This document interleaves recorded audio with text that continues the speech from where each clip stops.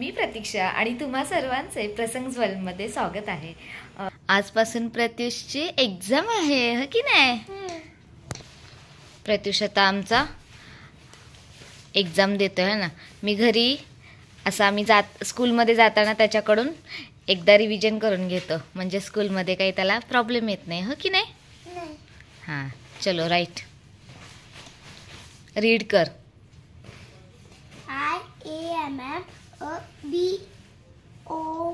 I boy. Very good. हाँ. My M A M E name I Pratush P-R-A-T-Y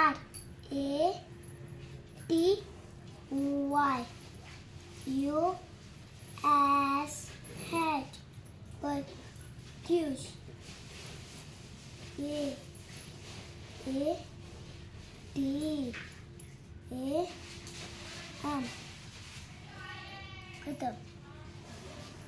Next read.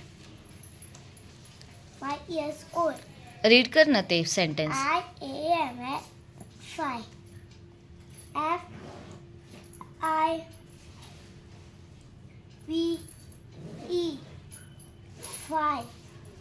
S E N I O R senior.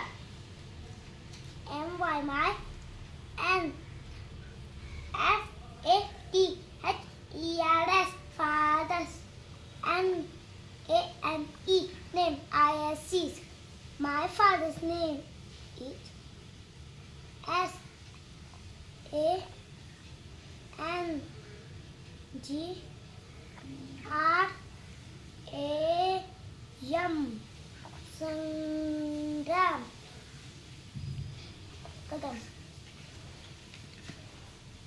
K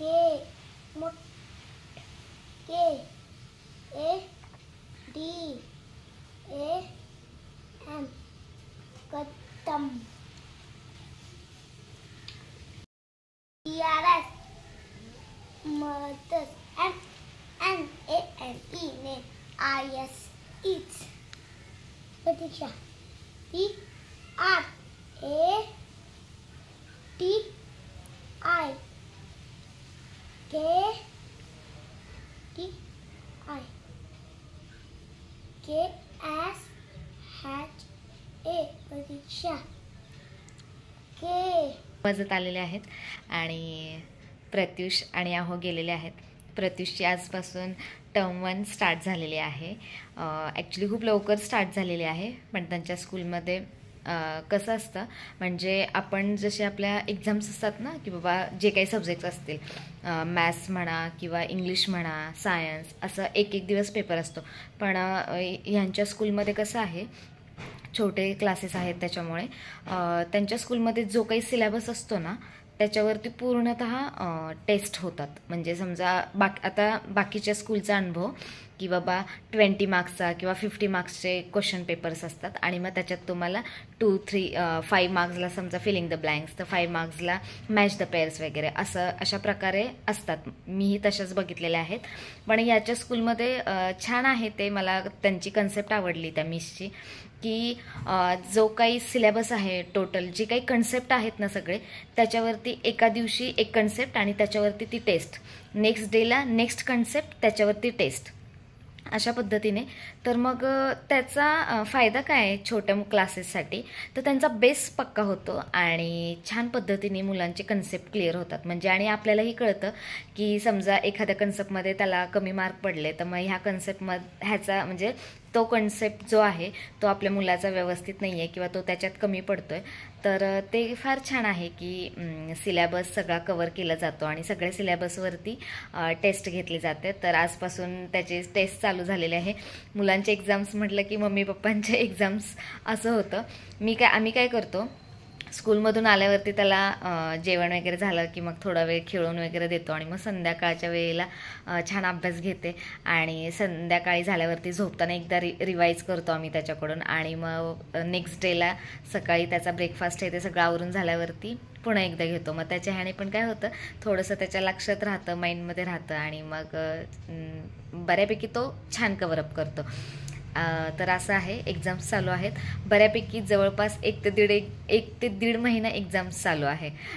म्हणजे बघा syllabus किती मोठा आहे आणि exams किती दिवस आहेत. आपल्याला आठवडाभर किंवा 2 आठवडे असलं तरी होतं, असं नाही का केव्हा संपेल. पण आता ते जे काही टाईमटेबल आलं आहे आमच्यापर्यंत, तर त्याच्यात 1.5 महिना तरी 1 ते दीड महिना आहे, एक्झाम्स चालू आहे. पण का म्हणजे तर ते डेली पण टेस्ट नाहीत घेत, म्हणजे अगदीच मुलांवरती खूप पण बर्डन नको. तर मग 1 दिवस टेस्ट आहे, 1 दिवस रेग्युलर स्कूल आहे. त्याच्यामुळे काय मग 1 दिवस जो मिळतो तर ते स्कूलसुद्धा रिवाईज करून घेतच, शिवाय आपल्यालाही वेळ मिळतो. त्याच्यामुळे मग काही प्रॉब्लेम येत नाहीत. मुलांचा छान प्रकारे स्टडी होतो. डेली पण टेस्ट म्हटलं की मग मुलंही हे होऊन जातात. ऑक्टोबरमध्ये संपते आता. ऑगस्ट, सप्टेंबर आणि ऑक्टोबरमध्ये आय थिंक मला वाटतं 15-16ला काहीतरी संपेल. ठीक आहे. आता काय बेस आहे, सिनियर KGला आहे तो, त्याच्यामुळे बेस पण चांगलं होणं महत्त्वाचं आहे. कारण की बेस जर कंप्लीट असेल तर मग पुढे काहीच प्रॉब्लेम येत नाहीत, असं होतं. सकाळ सोमवार आहे, तर उपवास असल्यामुळे आहोंना तर खिचडी दिलेली आहे. आणि आता बघूया दिवसभरात काय काय घडेल ते तुमच्यासोबत नक्की शेअर करेन, तर स्टे ट्यून. तर आज आहे श्रीकृष्ण जन्माष्टमी, तर त्याची जी काही पूजा वगैरे आहे ती संध्याकाळी आज करणार आहे. तर त्याचेही तुम्हाला व्लॉग पाहायला मिळेल आणि त्याची सगळी तयारी करायची आहे. संध्याकाळी सगळी पूजा वगैरे छान करणार आहे, तर स्टे ट्यून. आणि ॲक्च्युली कसं होतं ना, रेंटेड रूम म्हटलं की आपल्याला थोडीफार ॲडजस्टमेंट ही करावीच लागते. तर माझं देवघर ॲक्च्युली कसं आहे, आता तुम्ही इथे बघू शकताय देवघर. तर मी इथे ॲक्च्युली कडप्पा आहे आणि त्याच्यावरती मी पाट ठेवून हे केलेलं आहे, सगळे देव वगैरे ठेवलेले आहेत. तर मग तिथे सगळी पूजा उभा राहून मला तेवढी शक्य नाही होत म्हणजे करायला, नाही का. डेलीची जी काही पूजा आहे ती करते, पण असं काय आता मध्ये तुम्ही स्वामी महाराजांचं जे गुरुपद मी घेतलं त्याचं जी काही पूजा वगैरे सगळी होती ते मी खाली सगळी पूजा वगैरे अभिषेक हे ते केलं आणि मग वरती हे केलं ठेवून, म्हणजे वरती त्यांची परत पूजा केली. पण आता आज मी असं ठरवलं की व्यवस्थित शांत बसूनच खाली पूजा आणि चौरंग आहे तर त्याच्यावरतीच आपण सगळी पूजा मांडूया. तर थोडंसं घरातल्या ज्या काही वस्तू आहेत ते थोडीशी त्यांची जागा चेंज केली. मग जागा चेंज केल्यामुळं काय होतं, आपल्यालाही थोडंसं नवीन काहीतरी वाटतं आणि थोडंसं नाही का मोकळं वगैरे कुठेतरी स्पेस झालं असं वाटतं, नाही का. तेवढंच आनंद. इकडे ॲक्च्युली गॅलरी आहे, तर मग गॅलरीमध्ये प्रत्युषची एक सायकल आहे, इथे एक सायकल आहे आणि आता इथे असा बेड आहे आणि आज ऊन पडलेले त्याच्यामुळे थोडंसं बरं वाटतं. मग मी सगळे विंडोज वगैरे ओपन ठेवलेत म्हणजे थोडंसं फ्रेश वाटतं. प्रत्युषचं हे खेळणं आहे. काल चिऊ दिदी आणि आत्तू आलेली होती, तर तिने म्हणे घर करून दिलेलं, तर ते काही हे नको करू. सकाळी ना त्याची ॲक्च्युली बऱ्यापैकी सगळी खेळणीवरती ठेवून दिलेली आहेत. 1-2 वस्तू ठेवलेल्या आहेत, तर ते इथे ठेवलेलं आहे. इकडे असं माझं कबड आहे आणि इथे मी काय केलेलं आहे, ॲक्च्युली तुम्ही जर माझ्या प्रिव्हियस व्लॉगमध्ये बघितलं असेल तर इथे देवाच्या शेजारी इथे धान्यांची पोती वगैरे ठेवलेली आहेत आणि त्याच्या शेजारी जो काही कूलर होता ना तो होता. पण आज मी आता कूलर ह्या साईडला ठेवलेला आहे आणि इथे जागा मोकळी करून घेतलेली आहे, जेणेकरून मला संध्याकाळी खाली इथे पूजा मांडायला काही प्रॉब्लेम नाही येणार. तर इथून अशी बऱ्यापैकी सगळी मोकळी स्पेस आहे त्याच्यामुळे. आणि आज आमच्या प्रत्युषला किती मार्क्स पडलेत?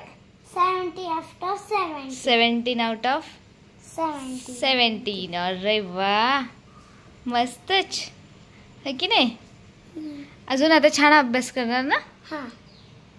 तर मंडळी, रात्रीची वेळ होत आलेली आहे. आपण सर्वांनाच माहिती आहे 12च्या नंतर आपल्या श्रीकृष्णांचा जन्म झालेला आहे. तर मग मी त्याच्या अगोदरच सगळी तयारी केलेली आहे पूजेची. आज आपण श्रीकृष्णांना अभिषेक वगैरे सुद्धा घालणार आहोत. त्याच्यामुळे अगोदरच मी सगळी म्हणजे 12च्या अगोदरच सगळी तयारी केलेली आहे. इथे बघू शकताय वरच्या साईडला जे काही माझे नेहमीचे देव आहेत तर त्या देवांची सुद्धा पूजा झालेली आहे. आणि जे काय दिवा अगरबत्ती हे ते सगळ्या गोष्टी मी तिथेही व्यवस्थित लावलेल्या आहेत. नैवेद्य सगळा ठेवलेला आहे. आणि इथे खाली जी पूजा आहे ती आपले बाळकृष्णांची श्रीकृष्णाची होणार आहे. तर पूजेसाठी जे काही साहित्य लागणार आहे ते मी एका ताटामध्ये काढून घेतलेलं आहे. इथे जो आपल्याला नैवेद्य लागतो तो सुद्धा नैवेद्य मी सगळा करून म्हणजे तयार ठेवलेला आहे.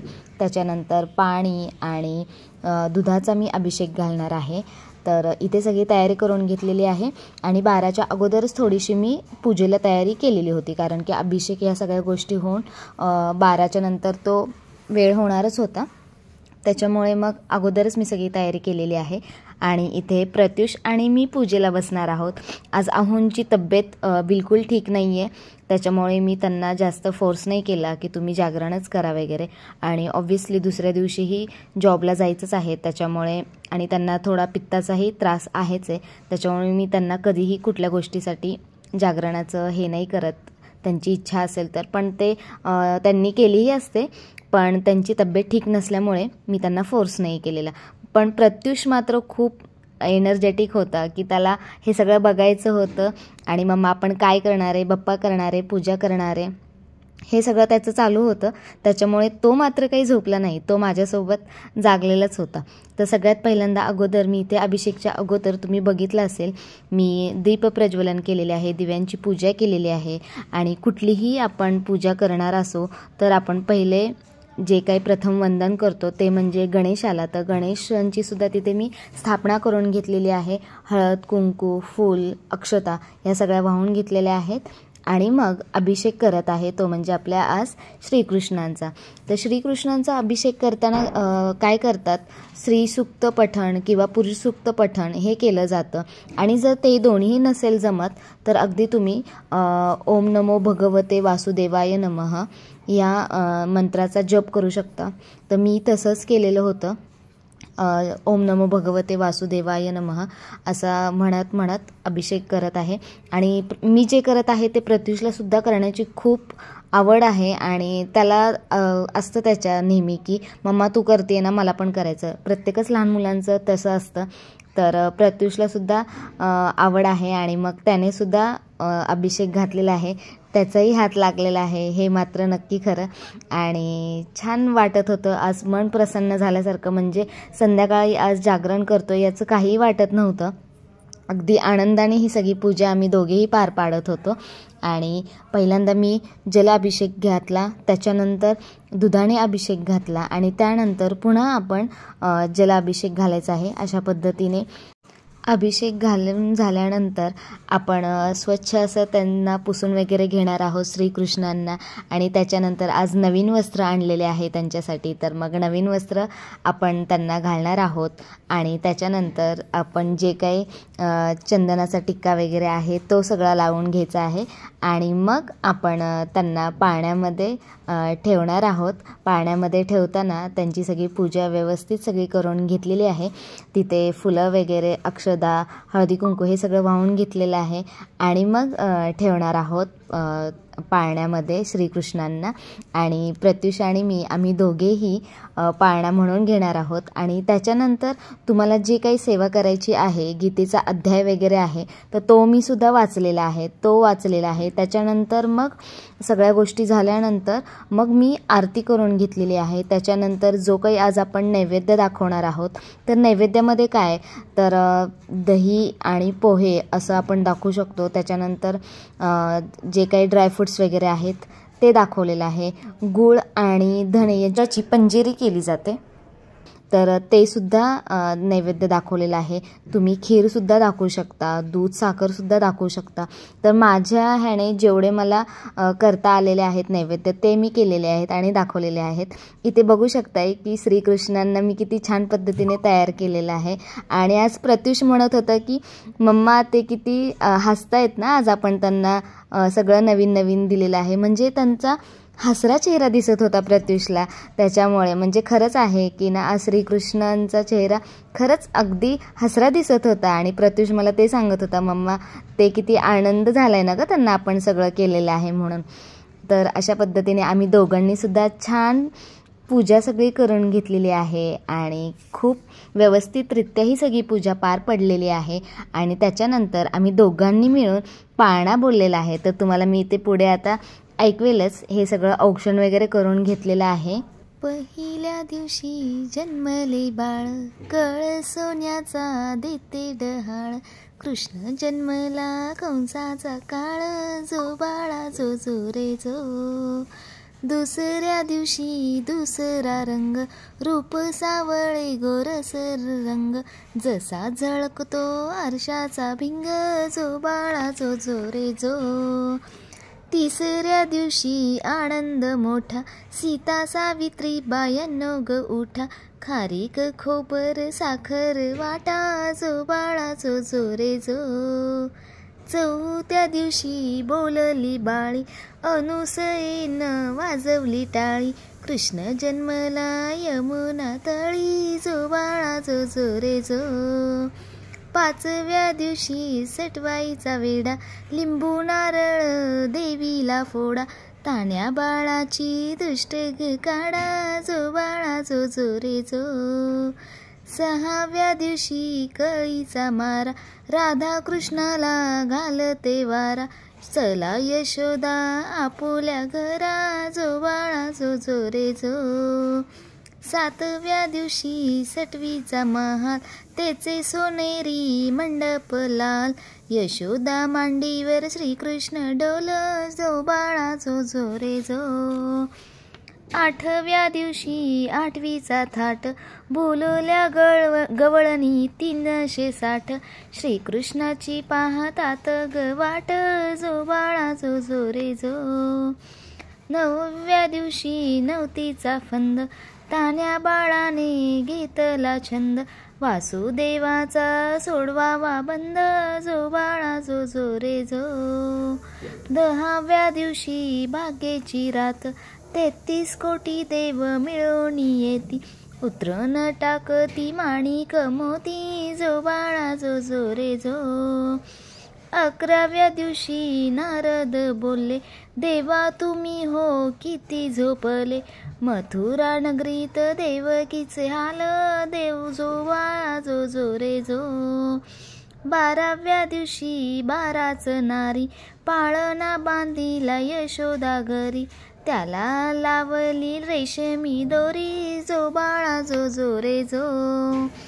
13व्या दिवशी बोलली बाळी, श्रीकृष्ण जन्मला यमुना तळी, गवळणी संगे लावी तो खळी, जो बाळा जो जो रे जो. 14व्या दिवशी तोफा गरजती, शंकर पार्वती नंदीवर येती, बाळाच्या डोळ्यात काजळ घालती, जो बाळा जो जो रे जो. 15व्या दिवशी नौबत वाजे, श्रीकृष्णावरती घातला साज, यशोदा मातेला आनंद आज, जो बाळा जो जो रे जो. 16व्या दिवशी सोहळा केला, गुरु महाराज विद्या बोलले, श्रीकृष्णाचा पाळणा गाईला, जो बाळा जो जो रे जो. तर अशा पद्धतीने बघूनच मी पाळणा बोललेली आहे. पद्धतीने छान आमची जन्माष्टमी साजरी झालेली आहे. बाळकृष्ण आलेले आहेत आपल्या घरी आणि छान आनंदी सगळं वातावरण झालेलं आहे. तर चला, तुम्हाला हा आजचा व्लॉग आवडला का हे मला नक्की कॉमेंट करून सांगा. भेटूयात आपण नेक्स्ट व्लॉगमध्ये. तोपर्यंत बाय बाय. धन्यवाद.